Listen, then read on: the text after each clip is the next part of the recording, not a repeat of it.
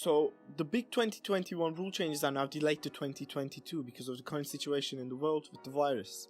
Now we have to unfortunately wait until to 2022 to see the new cars on track, which is very disappointing to see, but probably the right call for the sport. All teams decided to use the current technical rules for the 2021 season as well. I think 2021 will be a really entertaining year even without the rule changes, because whenever we come to an end on a set of regulations, that is the time all the teams starts to catch up with Mercedes, Ferrari and Red Bull. Now let's go on to today's focus, which is on the brand new 2020 regulations. Now let's start with the most important one, and that is racing. Now 2019 cars can't follow each other because the car behind loses 50% of its downforce. One of the 2022's main objectives are to reduce the downforce loss to 5 to 10% behind another car. If they can actually do that, most of the races will be action-packed, and as fans, that is all we want to see. To do this, F1 went with a completely different approach on the car design. They got rid of all the complicated bodywork on the car and it looks a lot more cleaner. They reintroduced the ground effect to regain the downforce they lost. If we have a look on the front wing here, it's a lot more simpler compared to 2020. The end plates on the wing makes the car look so aggressive. The teams can now only adapt the 4 elements on the wing.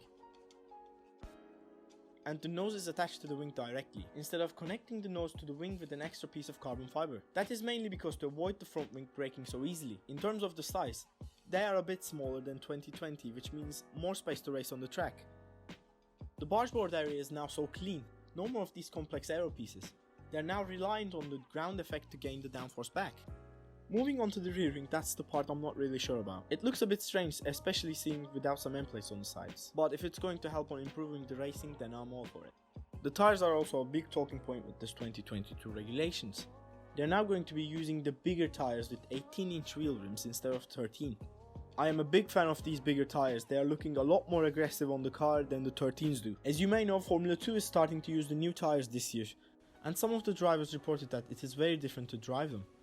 It's a lot more unpredictable with the snaps of oversteer you get mid-corner, which will be very interesting to see.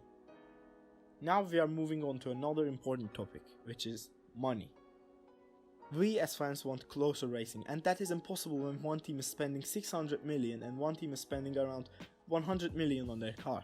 You can't expect them to have similar on-track performance. To stop this happening, F1 is introducing a cost cap of $175 million on car performance. Now, this is a game changer. I feel like the big teams are really going to have a hard time working with this budget. They might get it wrong, and who knows, we can see different winners in 2022. Now we have some smaller changes to talk about. There will be more races, but shorter weekends. Liberty Media wants to increase the race amount up to 25. To keep all the teams happy, they got rid of the media day on Thursday, and now the media press conferences will happen on Friday ahead of FP1.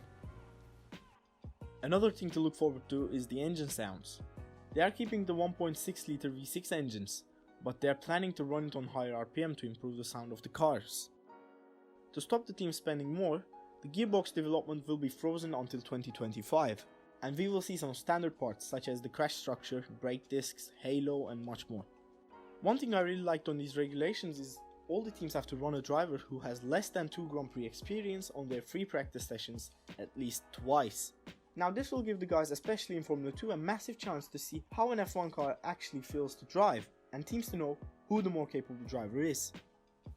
So that's the end of the video. I hope you enjoyed it. Let me know what you guys think of the 2022 regulations in the comments, and thank you for watching.